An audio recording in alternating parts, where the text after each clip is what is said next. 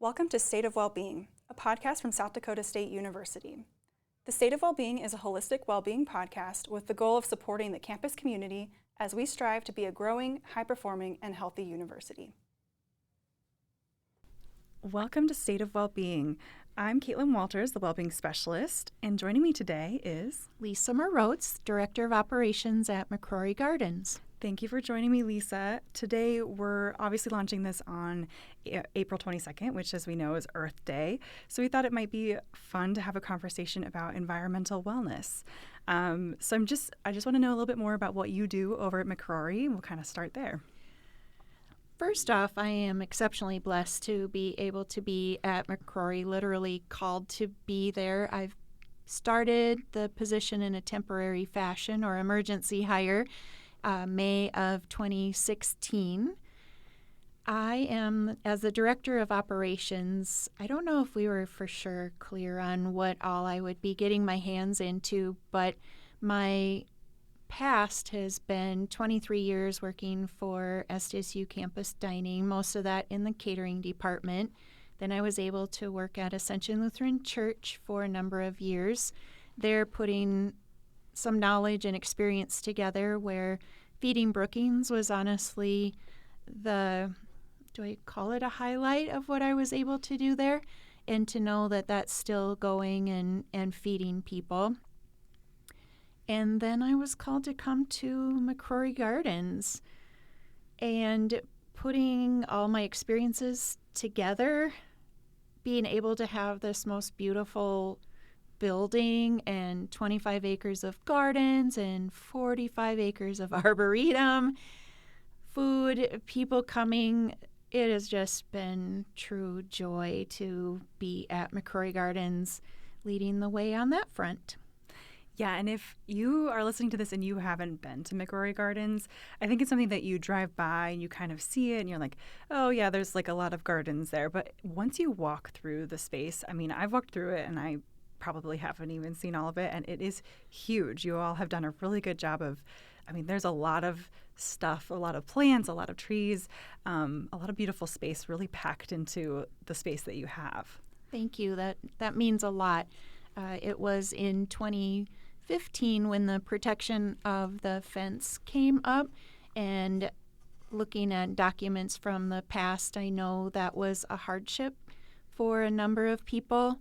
But I do have to say that it was really important. As far as a botanical gardens goes, there's research that happens. There's monuments that are there. There's benches. There's things that were brought there in memory of people, and they were getting destroyed.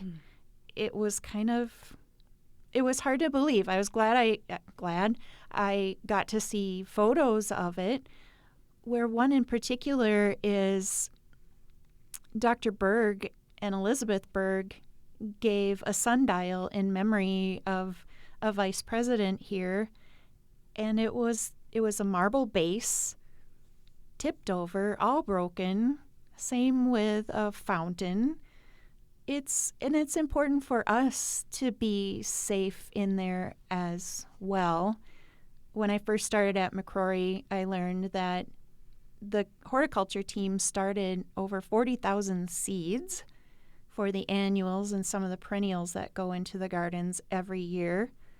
And I've since heard people say, yeah, we used to come over and, maybe select some to take home. Or another one was, we rode our horse through there and now we can't. And I'm like, no, you rode your horse through. But as we're talking environmental, that really loops into these things are brought to us to enjoy and to be caretakers of, in my opinion. And what better place? Well, and that really does tie right into our working definition of what environmental wellness is. And I think that fence, as you said, it might have been originally, maybe it was a little bit of a pushback or people were kind of upset to see it go in, but it does help preserve that pristine, positive environment. Mm-hmm. And So I did want to talk a little bit about just some of the definitions that we have for environmental wellness. I kind of pulled three different ones that I really liked, and then I'd love to hear what you work on for your environmental wellness. But the University Wellbeing Program currently uses the definition that environmental wellness is the ability to recognize the role that one plays in preserving, protecting, and improving the environment. Environmental wellness includes the sense of safety, comfort, and connection with physical surroundings. And then I think diving a little bit deeper into that, it's having good health by occupying pleasant, stimulating environments that support your well-being, and it's promoting that interaction with nature and creating an enjoyable personal environment. So this could be both our outdoor environment, but it could also be our workspace. It could be our dorm room or our home, our kitchen. That personal environment is a really important part of that.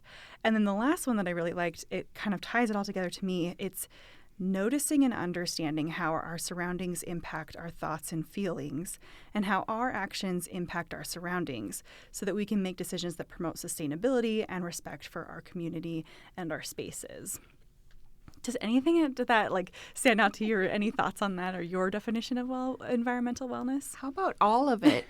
It's so true. I feel like if we are taking care of our surroundings, for example, of the gardens, of the arboretum as well, that's that example. That's how we expect and want our visitors to come and do as well. I'm looking at the Forever 605 promotion that South Dakota Tourism has, and it's definitely talking about keeping things the way that they should be. Simple actions like you stay on the trails, you respect the wildlife. We've talked a little bit about the jackrabbits that live in the arboretum. I've thought about putting a sign out there like the true home of the jackrabbits in multiple different ways. But because of some things that happen, we're a little leery about bringing attention to them. We also have a family of owls that live in the arboretum, and we're a little timid about pointing those out because we're just not sure how everyone will respond and respect those things. I can't say that we've seen anything unfold, but we feel like protectors, of course, and doing what we can. I have actually heard the owls, because I live pretty close to the gardens, and I can hear them at night kind of hooing, if you will, but I can hear them up in their trees, and it is such a it's so nice that we live in Brookings, which is a city or a town, and you can still hear that connection to nature, very close to the interstate, but still it feels very, very natural. And the natural environment feels very close. Yes. We in the formal gardens, we keep track of where our visitors come from and how many visitors come. And there's over 50,000 people that will enter the doors and visit the gardens, it includes Garden Glow.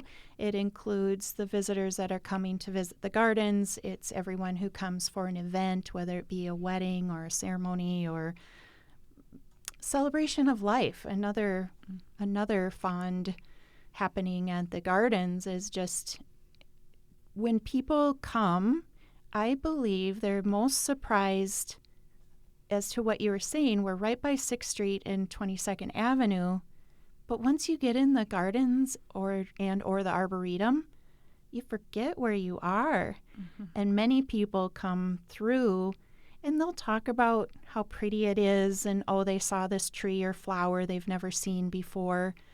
But a lot of it is, wow, that was peaceful. That is exactly what I needed. And you don't always know you need that until you take that time to go walk, sit, lie down. It matters not. Yeah, and I think that's the beautiful thing about McCrory's and the Arboretum is that there's so many different ways to enjoy it. And, you all do a wonderful job of having different events. I know you have a lot of gardening series where you can learn more about gardening. I saw one coming up that I was really interested in. But then there's also just, recreation you can do. You can set up a hammock in the arboretum. I often walk my dogs through the arboretum. They really love counting all the jackrabbits. They're keeping an eye on them for you. But then also just being able to walk through the gardens and maybe decompress after a busy day at work or, a long day of classes. I wondered, do you see students come in and study very often in the gardens?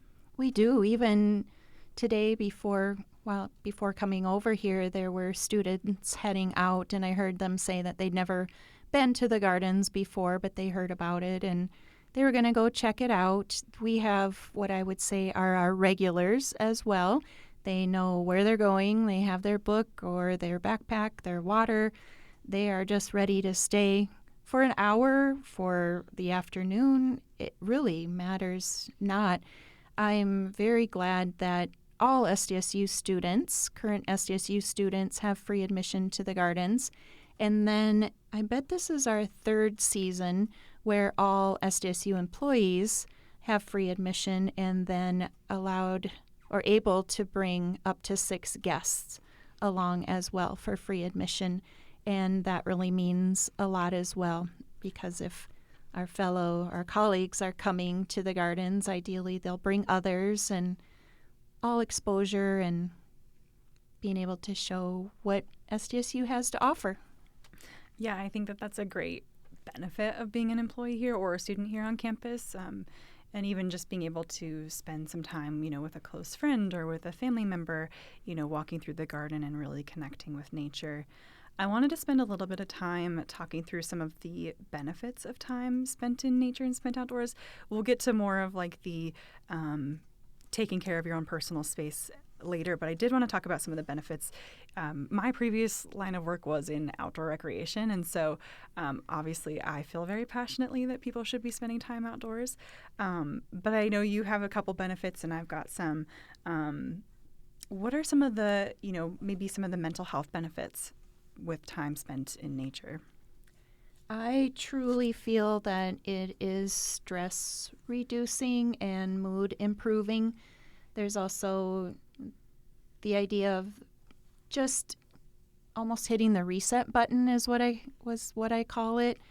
I really valued an afternoon. This was shortly after we released the news that employees had free admission to the gardens, and someone had been coming every other day or so, I would say, over their lunch hour. And the one time he came back in and he's like, "Lise, I just stared at a butterfly for 45 minutes and I feel awesome." Like, you got it. Well, and that is one of the things, research has found that it can boost concentration and focus. And so maybe when you're in your room or when you're in a classroom and you feel like you just want to be maybe like scrolling and getting that quick like 8-second video or, that like very short attention span, spending time outside can help you maybe expand your focus. And then you could maybe spend 45 minutes staring at a butterfly or just really taking in everything that's around you. And I do love the idea of studying at the gardens because of that connection with concentration and improved focus. Might help you like study a little bit better and also help you take appropriate breaks. Maybe if you hear something and you look at the bird, you can look away from your textbook or your computer and then kind of go back to it. Mm-hmm. I feel like the art of curiosity, we need to just continue that all the way through our lives, is being curious. When you said, you hear that bird and then you're starting to look for where that bird came from. And I don't know, maybe all of a sudden you've got a new passion for birds, and or an insect or a plant, the grass, anything and everything that's available in the gardens and the arboretum. There's one tree, there's a favorite tree of mine in the arboretum out of the thousands that are out there. It's a birch tree, and I see it when we're on the hay ride or when we're on the trolley ride too. It looks like it's flexing its muscle. And then Saturday, I was taking my dog for a walk out there, and it looks like someone built maybe a little fairy village or something by my favorite tree, and that made me smile. Like that creativity and that curiosity and getting your hands dirty. Yeah, I love that. I think it can help reduce anxiety levels, as we're talking about, mental health benefits, and it can help reduce some levels of depression, time spent outside, and maybe even reduce some feelings of anger, just that like we said, kind of decompression. I did find some interesting, as far as improving physical wellness, it can help reduce cortisol levels, so that's stress. It can help reduce muscle tension, lower heart rate and blood pressure. And then also just the finding that if we spend 120 minutes per week in the outdoors, in nature, that's linked to overall higher levels of health and overall higher levels of well-being. And I think that that's just like nice to think about, that if I just spent 20 minutes a day outside, and maybe it doesn't even have to be, it doesn't have to be up in a mountain. It doesn't have to be, on a river somewhere. It could literally just be here on our campus in our green spaces. That can improve my overall well-being. Sounds great to me. One other one that I love, because I always talk about sleep. We have an episode on sleep, but if you are struggling with sleep, there are some studies out there that camping and avoiding any exposure to artificial light. So if you go camping for a weekend, one study was for just a weekend, one study was for, I believe, 5 days. It found that camping and kind of you're waking up with the sunrise, you're going to sleep with the sunset, that can help reset your circadian clock and your rhythm, and it can help you get better sleep. So I think that's really interesting. Like you kind of mentioned a reset, and that was one that I loved, that I saw that you can kind of help reset. Exactly. Anything that it doesn't take, we don't have to stress ourselves out about it. It can be, like you're saying, it doesn't have to be on a mountaintop. It can be in our backyard. It can be just this moment of, I love the warmth of the sun.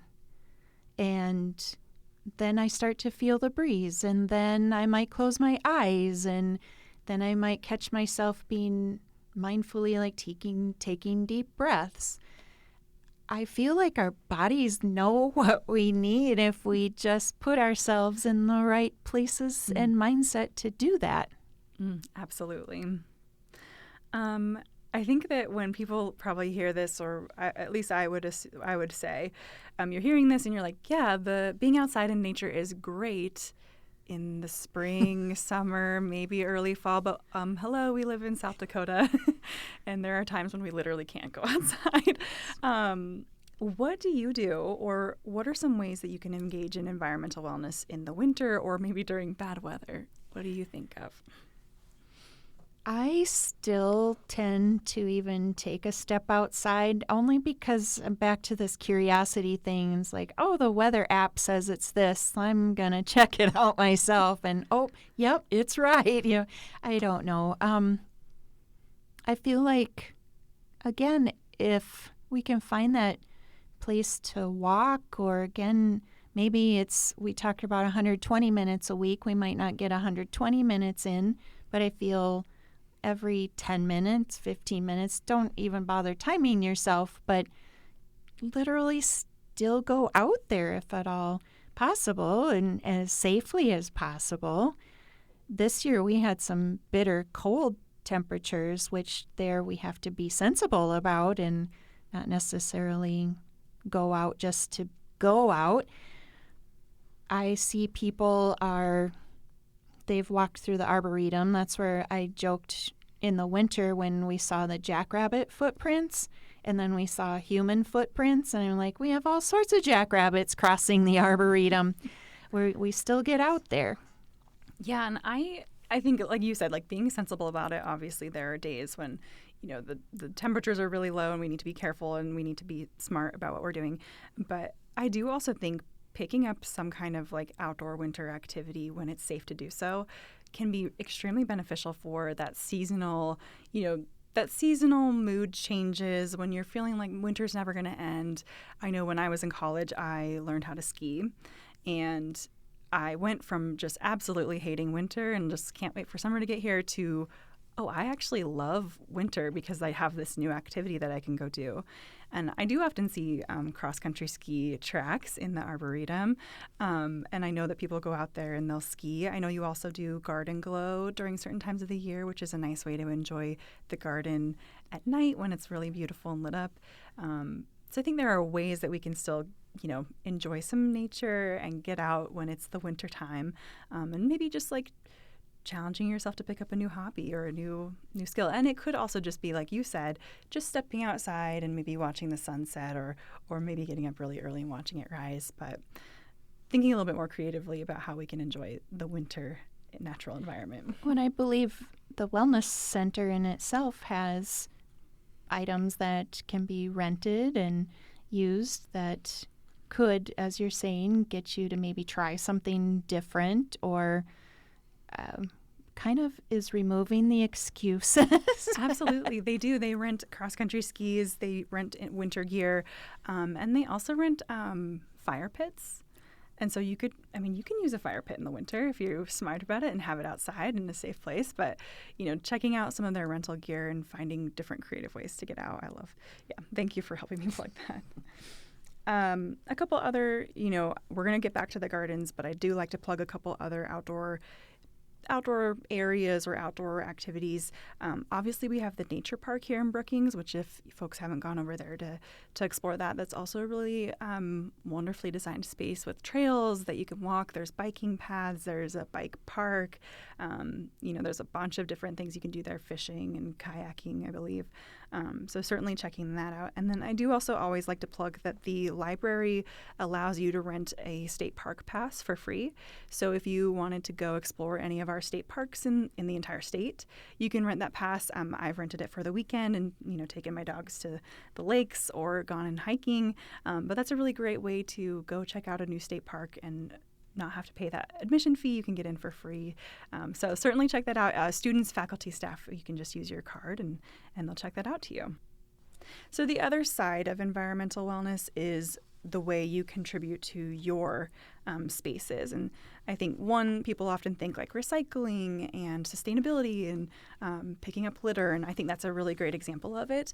But the other side of that is also your immediate environment, which may include your bedroom or your dorm room or your work desk. I know if you go into my office, you would see that my work desk is a little chaotic, and then sometimes that stresses me out.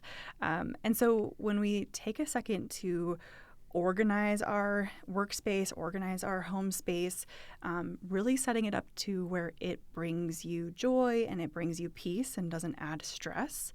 A couple tips that I like to talk about with that are, so if you go to my house and if you see my room, I have clothes everywhere. I don't like putting my laundry away. It's a problem and I'm working on it. But what you can do is you can set a timer and time yourself as you clean up your space or do that, whatever task it is in your environment that you don't like doing, you can time yourself doing it. And the truth is it really only takes about 7 minutes to put all my clothes away. And then the next time I'm like, I don't want to put my clothes away, I know, it actually only takes 7 minutes and I have 7 minutes right now and I can do that. I know I often hear that one for unloading the dishwasher. People don't like doing the dishes and it's like time yourself and tell yourself, how long it actually takes. I think making a checklist and a to-do list is a really great way to help you, motivate you to get your tasks done. And remember that doesn't have to be done all of it in one go. You don't have to completely clean your entire house. But maybe, today I'm going to work on organizing my office desk and then I'll work on my cupboards next. And then also just practicing some mindful consumption. So, probably all of my laundry comes from me buying a lot of clothes and not needing all of that. And so when you get a new item, I heard this recently and I really loved it. When you get a new item of clothing, donating 2 items that you have. So if you get one, you're getting rid of 2 other ones or 2 older ones. And just kind of thinking and stopping to think, because this goes into financial wellness as well, but stopping to think, do I need to add this item to my space? Do I actually need this item or is it more of a want? And just being a little bit more mindful about what we purchase and, the items that we're bringing into our spaces and really think about if it's going to improve your environment or detract from your environment. I like to just kind of point that out as we kind of get into that season where it's spring cleaning and we're getting ready to really clear our spaces and clean them up from the winter. Just kind of setting yourself a plan and a goal of what you're going to go through. And maybe, for me, I go through certain things at least twice a year, and I'll get rid of things and set aside for donation, and then try to make that like a 6-month goal. I do that every 6 months. Anything you want to add on decluttering? When you were talking about donating clothing, for example, there's the closet. Do you know much about the closet on campus where they'll take professional clothing, and that's just starting to grow a bit as another alternative place to take some of those professional clothes that you might have, especially if you're staff or faculty and you're willing to help out a student so they have something to wear for interviews. And I do know there's also some other places on campus to donate that will take like warm winter clothes for our international students. And so there's certainly some different places that you can donate on campus. And then there's also places in Brookings that you can donate as well. And people often do like coat drives or different drives throughout the year to kind of bring in more things. Jack's Cupboard is another great option if you have things, because I often think that if you can contact Jack's Cupboard, typically if they don't take it, they know who will take it, which is really helpful as well. Exactly. I know with Feeding Brookings, too, we had learned that we would ask for a food item of the month, so that way we had enough of a food item to give every household. And that way people often would ask, well, what do you need? And then you could actually get something that you could use instead of all ramen noodles or toilet paper that you could see through. Yeah. So as we kind of work to wrap up today, I know you brought a mindfulness exercise, and I wanted to talk through one as well. I think if you're interested in starting like a mindfulness practice or just wanting to become a little bit more mindful in your daily life, I think there are a lot of different ways you can practice this. If you haven't talked to the counseling center, they are really great at providing some mindfulness exercises as well. But one that I thought would be really good for McCrory Gardens, it's the 5 senses mindfulness exercise. And so I believe it starts with 5 things you can see, 4 things you can hear, 3 things you can feel, 2 things you can smell, and 1 thing you can taste. And I can't think of a better place to do that exercise than McCrory. I would find you probably are smelling wonderful things at McCrory, and you're seeing a lot of really interesting things. Got a bonus tip for you here as you spend some time in the gardens or in the arboretum. I encourage you to just pause for a minute, take a deep breath, pick one plant or tree to really notice, and just be with it. There's nothing more expected of you. I often will say, there's no tests, there's no quizzes, no exams here. It's just that tiny moment of being present and focused on something outside of yourself that really can reset your whole day. I love that. That's great. So I wanted to wrap up with just giving you an opportunity to kind of plug any upcoming events or programs that we should be aware of that are happening in and around McCrory. Yes, we have upcoming, beginning May 1st is when we are open 7 days a week, Monday or Sunday through Saturday from 10 a.m. until 6 p.m. Again, students, SDSU students, employees, faculty, staff, and up to 6 guests have free admission to the gardens. We are watching the tulips coming up. We're looking for some more rain and sunshine for them. Thinking maybe graduation weekend they could be in full bloom, which is an awesome time.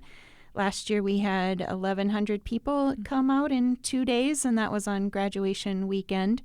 Note for graduation and move-out week, all SDSU students and any of their friends and family can come to the gardens at no cost. Sunday, May 18th is our Garden Discovery Festival. We'll have native plant initiative there selling their plants, and we'll have the Brookings area master gardeners there selling plants. McCrory Gardens is also supplying quite a few succulents to sell that way too. The Master Gardeners plant sale all goes to scholarship dollars. We'll be offering a tour and a couple different classes during the Garden Discovery Festival, and one of those tours includes a history tour or a history walk. The gardens are 60 years old this year, and we love to tell the story of McCrory. Rain or shine, we'll figure out how that will happen. And let's see, Phil Baker is coming in concert with our Extravaganza event. Not too long ago, we had just about 400 people come out for that. The egg hunt happened just at the right time before the downpour of rain happened. And one parent said, "Phil Baker, he's still entertaining, huh?" And we said, "Yep, red guitar and all." That's on May 29th, I believe. It's that Thursday.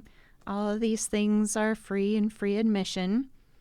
We also have, once again, this is our second year of collaborating with Campus Human Resources as well as other entities on campus, our summer series for SDSU employees and their guests. And Caitlin, you have those dates? Yeah, I do.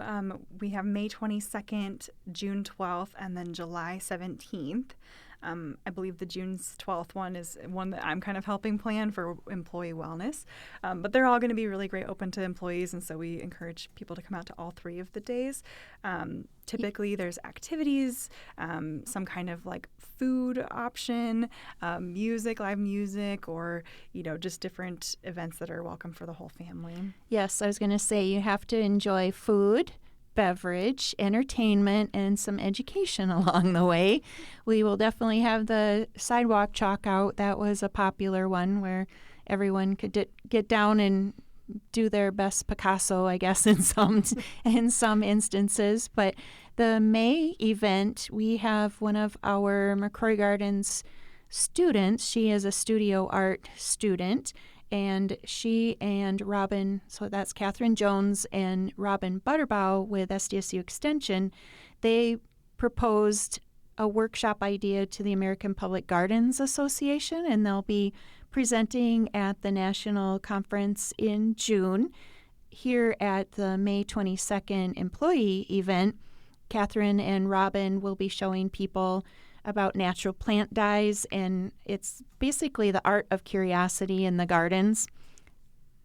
It's going to be amazing, and yeah, it's incredible. Painting with natural dyes, just doing some fun things there. And as you said, you have June in mind, and then, okay, here's my attempt at humor. For the July event, I wanted to do an event called The Birds and the Bees, but it's going to be called The Bees and the Birds, maybe for obvious reasons, just to be more clearly understood. But we have Eric with the USDA coming back again this year and talking about bees, whether it's in our own gardens at home or what we can do in our own landscaping. And then we've talked with Terry Spitzenberger and the Brookings birding group to come and do some tours and bird watching through the Arboretum. Yeah, and they're really wonderful nights. I'm very excited that we're hosting the series again. So those will be May 22nd, June 12th, July 17th from 5:30 until 8:30. Anything else that you wanted to plug? I think we could talk forever. There's just, the gardens are just a place, again, where a person can come, whether you realize it or not. But maybe this is that mindfulness piece that we remember the resources, whether it's McCrory Gardens, the Arboretum, or just some of the beautiful spaces on campus proper as well. Keep your eyes open for a jackrabbit. You never know. Thank you, Lisa. Thank you for listening to this episode of State of Wellbeing, a podcast from South Dakota State University. This podcast is brought to you by the Mental Wellbeing Team and SD State Health.